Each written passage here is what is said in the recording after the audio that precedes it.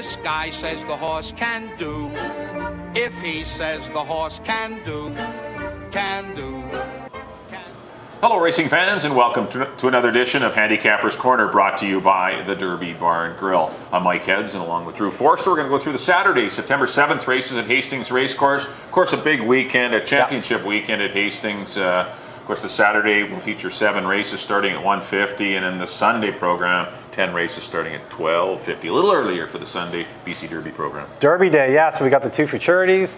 We have the Oaks and Derby, Oaks the and Randall Derby. and the Delta. That's right, the Delta Colleen for Older Mares. All look very, very competitive races. You should expect to see a few exciting horses tomorrow. But today we have 7 races on tap. Before we get to that, we're going to go back to last Monday's Holiday Monday card. We had the Derby Bar and Grill Express Stakes. We're going to start with the ladies' version here. 2 horses to keep an eye on here. The 1, Hidden Harbor, and the 2, Cry, Cry, Cry. The 1, Hidden Harbor, was a recent claim by Melanie Walters for $8,000 and runs her back in a stake. There we go. They're off and running. They're off and running. Hidden Harbor, as I mentioned, a recent claim from Melanie, gets going out of the gate here early and takes command of the race. And not a crazy fraction, 22 and 2 to start, but quick enough. As I've talked to you before, going into that first turn for 6.5, it is a touch slower. I was expecting to see maybe a 21 and change. Yeah, it's tough to do going 6 because half of the opening quarter's on the turn. You get that 22 short run is still pretty solid. Yeah. And but Hidden Harbor had a daylight lead. We're having trouble with the feed a little bit here, but they're gradually going to make it to the wire. But Hidden Harbor had a length lead here, and I think so. And Claire's Measy traveling well enough, but just not enough horse. Ouch was out wide in the Swift colors, and the winner, Cry, Cry, Cry, just crying out for room with Richard Hamill, number 2 there, and the Wheeled in Silks, just going to push Ouch out at the head of the lane, and that was a winning move. That's all she needed, was a little bit of racing room, and she does extend her stride down the lane. Makes a very nice move down the lane to come up and just catch Hidden Harbor in the final strides there. Gets it by about a head, but yeah, huge effort by both mares. And congratulations to trainer Rosie Anderson, Wheeled in Thoroughbreds, and of course Richard Hamill. Just nailing poor Melanie on the wire. That was a good exactor, though. It was a tough one to come up. Well, Cry, Cry, Cry was, the horse to beat, I thought. But a little tough for me to come up with Hidden Harbor, but she ended up hanging on very gamely for second. Then we had the boys' version, the Derby Bar and Grill Express for the Colts and Geldings.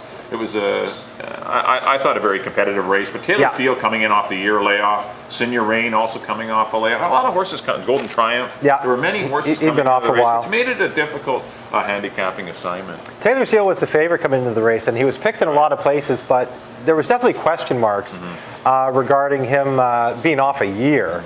They did the same thing. Troy Taylor did the same thing with his brother, Taylor Said, in the same race. He ran in this race with a 3-year-old coming off, and he ran second that day. But Golden Triumph got the lead here. Yeah.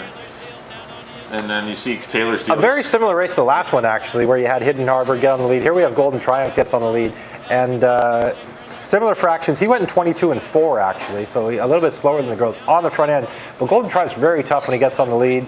And Taylor Steele in a stalking position in third. Stormy Canuck with Stormy Canuck up there. Golden Triumph for a bit here. It really lets them clear off so that the 2 Taylor Steele had no chance of getting boxed in. Aaron just kind of guides him off the rail here and gets him into a spot where he can produce him at any time. He's just sitting here playing possum, lying in wait. Senior Rain's trying to close up the inside. They did speed it up, though, and the opening half was pretty solid in 44 and 4. And yes. But Taylor Steele just tips out here 3 wide, and he catches a weary Golden Triumph who ran well despite being pressured to that second quarter. The second quarter is what really did it. That's what got him, Golden Triumph. But Taylor Steele off a year, that was a big performance. Hats off to the connections. And here comes El Capone flying late. He ended up 3rd, though. But 1/10 off the track record. Yes, it wasn't much. 1/10 of a second. 109.54.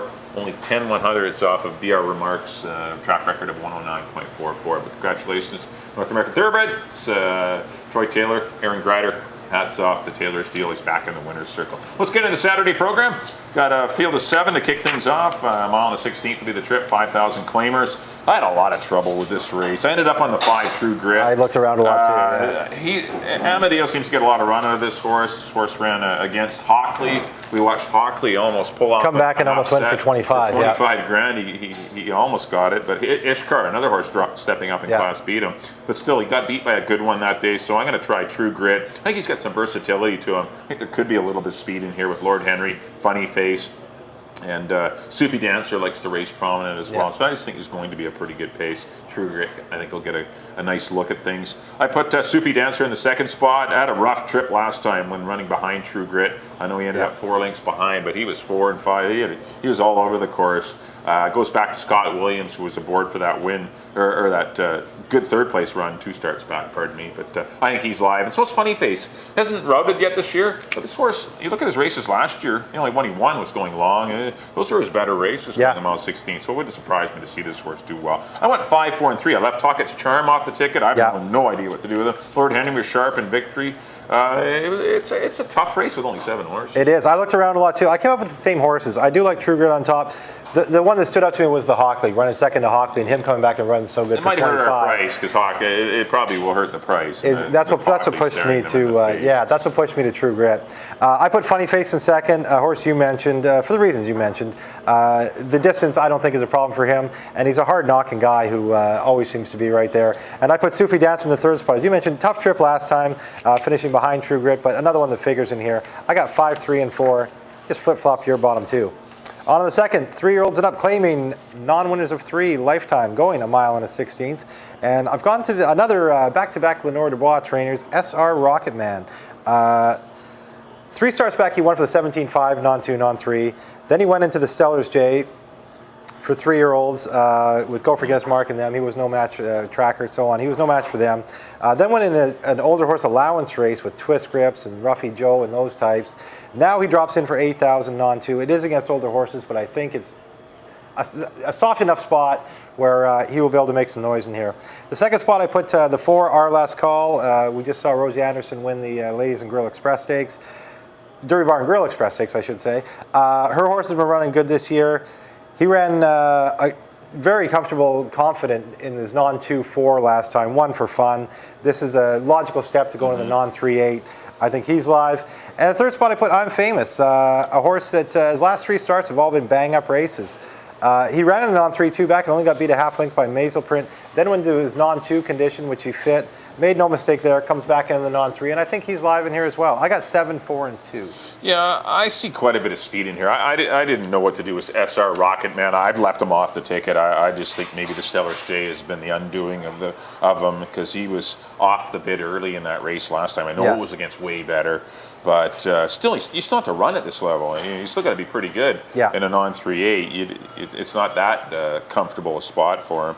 Although Amadeo has got the most run out of this horse, we'll see if he can, because he'll certainly need to. I've gone to the 5 Pasquero. I think he's the horse that gets. I don't love horses that are 2 for 27, but he's a horse that has had a lot of chances.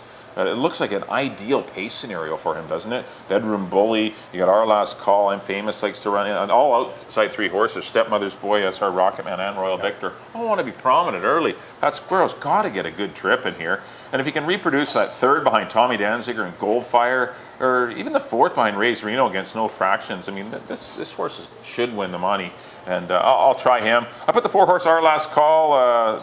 If this horse can get left alone or rate somewhat behind the speed. I think this is the best horse in the race, but it's something new for him, trying a mile on the 16th. I like the fact that Scott Williams takes off of the 2 I'm Famous to ride him, and that's why I'm going to lean to the 4 Our Last Call. And I put Bedroom Bully, who was in that dead heat with Serendipity Grove, in for 3rd. This horse has been pretty solid at the distance as well.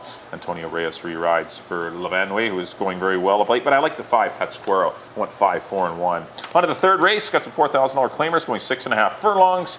I'm going to go to the 5 Vinny Vidi Vici. This horse hasn't. This is like a route race to him, going 6.5 furlongs. He's been running 3.5 all season long. As far back as you can remember. Yeah, but I think he can get the lead in here. I know Mullover's got some speed. but I think he might be able to get to the front. He can go 6.5 furlongs. It's just they've been leaning on this race perhaps too often because it keeps coming up every week.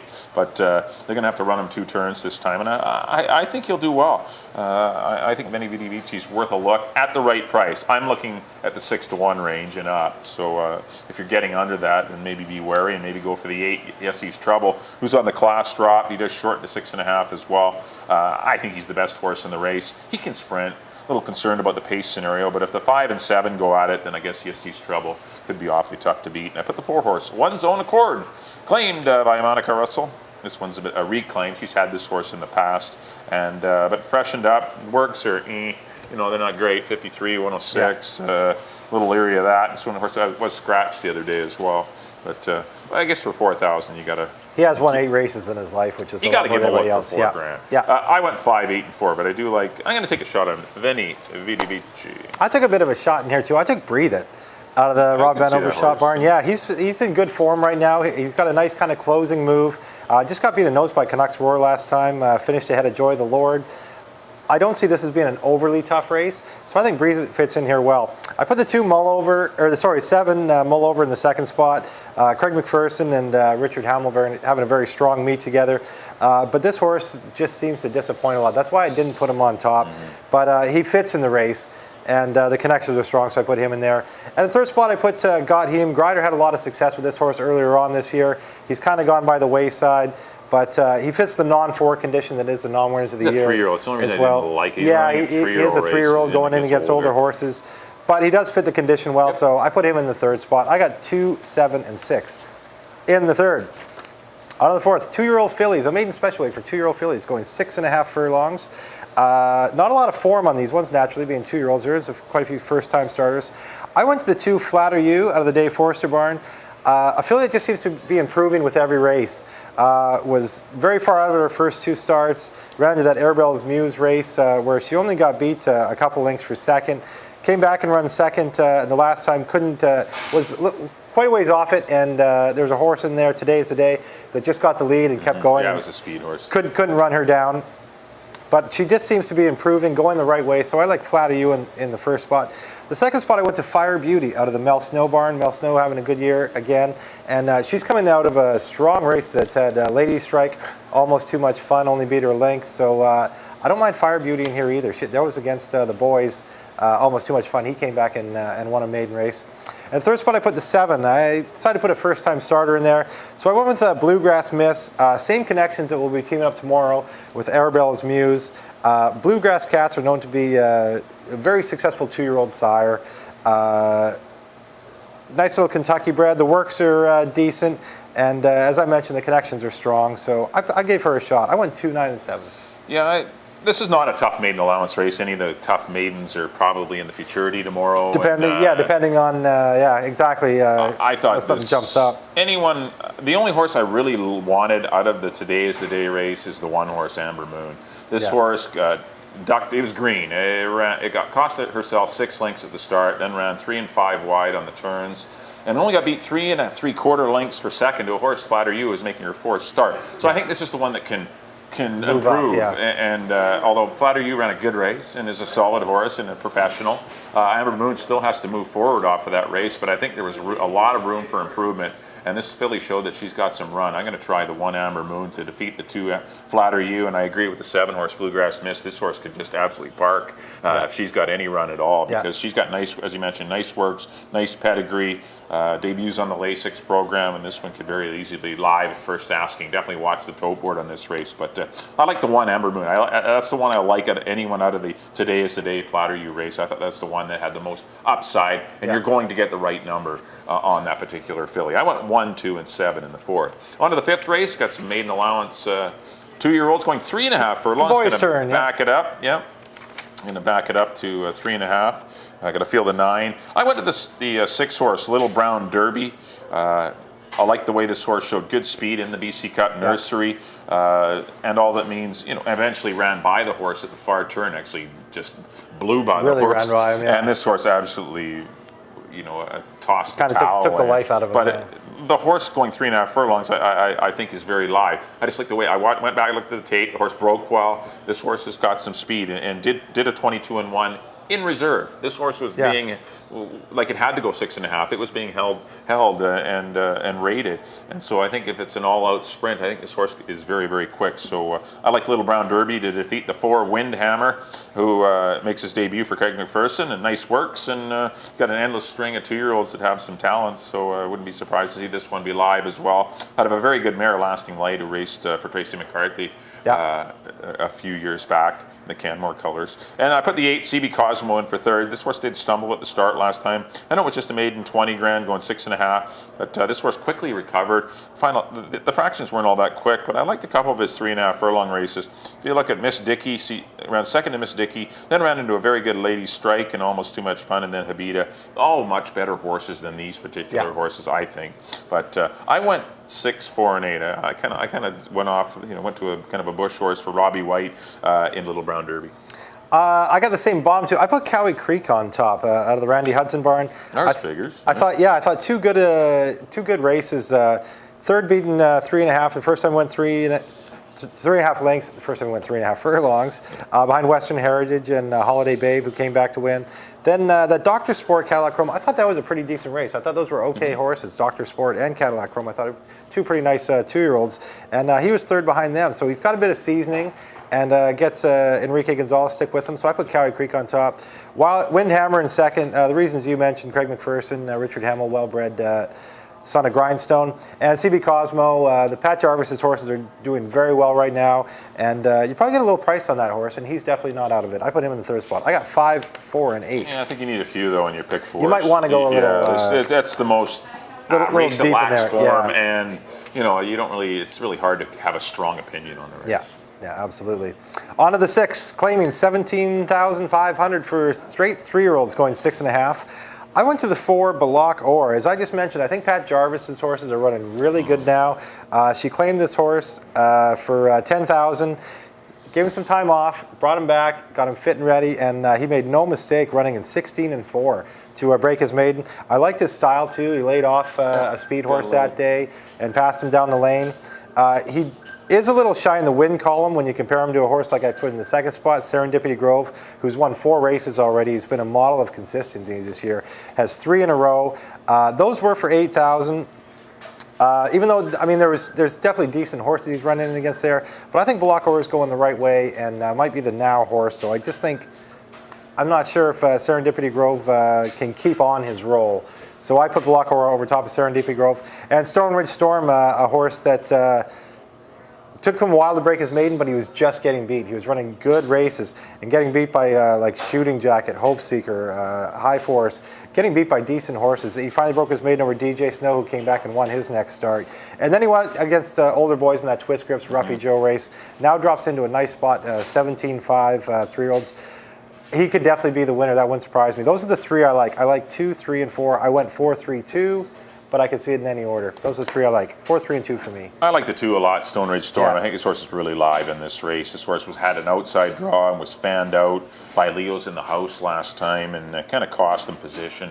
He made an early run to try and get around Leo's in the house, and it cost him late as he got tired. But that was against older horses. He's in against straight 3-year-olds. I think he will be the controlling speed, and I think Stone Ridge Storm is your winner. As you mentioned, you got 5 of the horses that are running in the BC Derby tomorrow are on Stone Ridge Storm's farm. You have Hope Seeker, Shooting Jacket, Go for Guinness, Bluegrass Pride, and Leo's in the house. All 5 form half of the BC Derby field tomorrow. Not too shabby. So this horse being in for 17.5 against his own age group, I like Stone Ridge Storm with a better draw too in post 2. I put the 3 Serendipity Grove in for second. This horse is streaking right now, running well. Nice fast time last time. I'm not going to lead him off the ticket. You know he is up in class. He figures he's live right now. And I put the 1 Sun Soleil, who's been freshened up after a good runner-up effort to a streaking Michael's Glory, who was going very good at the time. I give this horse respect too, but I do like the 2 Stone Ridge Storm. That's my horse. 2, 3, and 1 in the 6th race. On to the 7th and final. Got some fillies and mares here, and a non-winner's a 2 for 4,000, going a mile and a 16th. Likely to have a short price favorite in the 2-horse Revster, who's making his, I guess it's his 4th start in 4 weeks. That's pretty solid. That is. She's sound. Yep. I'm betting she's sound. That was a hell of a race she ran last time, though, behind Bilbao, who was drawn. that was taking big. A huge 45 draw. and she's got another top race in her, because eventually you do have the lemon will get squeezed dry, and there just won't be anything left. But 4 times in 4 weeks, if she does have that kind of a race left in her, she's got to win against this field. So I'm going to go with the 2 Revster over the 4 Delta Daisy, who got hooked on the pace last time, still ran well against Catching Cash and Haida Gwaii. And I put the 7 horse Finality's Gold. You know, didn't mind the mile 16th change last time, was a good 3rd behind Catching Cash. So, but I like the 2 Revster. I mean, that if she can reproduce that, run another race like that, coming back in just 8 days. You know, she's a monster. She is going to be a lot to handle. I have her on top, 247. Just got beat by Bilbao, who's taken a very substantial drop last time. And it was 12 lengths back to the 3rd horse that day. Revster is your horse. I put Finality's Gold, the one you mentioned, a horse that figures in here. Good 3rd behind Catching Cash and Haida Gwaii last time. And 3rd spot I put Dorian's Delight, who was far back of Revster last time, but was, she was 3rd, so she was still in front of a fair few of these horses. And also just want to say all the best to Harold Barabee, who's still recovering in hospital after his heart surgery. Yes. So I got 2, 7, and 8 in the nightcap. That'll do it for our analysis of the Saturday, September 7th Quick recap program. now. Our picks will be up on screen. There's my picks. Mike is first. Got a bunch of 5s to start things off. I went 5, 4, and 3 in the opener. That's True Grit. Race number 2, I went to the 5, Pet Squirrel over the 4 and 1. Race number 3, the 5, Any Vidi Vici over the 8. Yes, he's trouble in the 4. 1 Zone Accord. Race number 4, I went to the 1, Amber Moon. Bit of an upset, I hope. 1, 2, and 7. Race number 5, the 6, Little Brown Derby over the 4 and 8. In the 6th race, number 2, Stone Ridge Storm over the 3 and 1. In the 7th and final, the very busy number 2, Revster, been running quite frequently over the 4 and 7. And up next are my picks. There we are. In the first race, I agree with Mike on number 5, True Grit, over the 3 and the 4. In the second, I went to the 7, SR Rocket Man, over the 4 and the 2. In the third, I went to the 2, Breathe It, over the 7 and the 6. In the fourth, I went to the 2 again, Flatter You, over the 9 and the 7. In the 5th, I went to the 5, Cowie Creek, over the 4 and the 8. In the 6th, I went to number 4, Balak Or, over the 3 and the 2. And in the nightcap, the 7th, I went to the 2. I'm with Mike there on number 2, Revster, over the 7 and the 8. Well, that'll do it for this edition of Handicapper's Corner. Hopefully we've enlightened you a bit and give you some good insight into 7-race program that just started at 150. We should remind everyone that, of course, the next day, Sunday, September the 8th, 10 races on program. We have 6 stakes races, of course, headed by the $150,000 British Columbia Derby, the 68th running. Should be a great day. We do have an early post of 12:50. That's right. Don't forget that. Get out there early. Get out there. If you can't make it, you know where to come. Right here to the Derby Bar and Grill to watch the races. Lots of TVs, of course, simulcast wagering, as well as, of course, on the big screen will be Hastings. On behalf of Drew, thanks for tuning in to Handicapper's Corner. We'll see you next time here at the Derby Bar and Grill. He wins it by a half, according to this here in the Telegraph. For a beer, I'll bite. I hear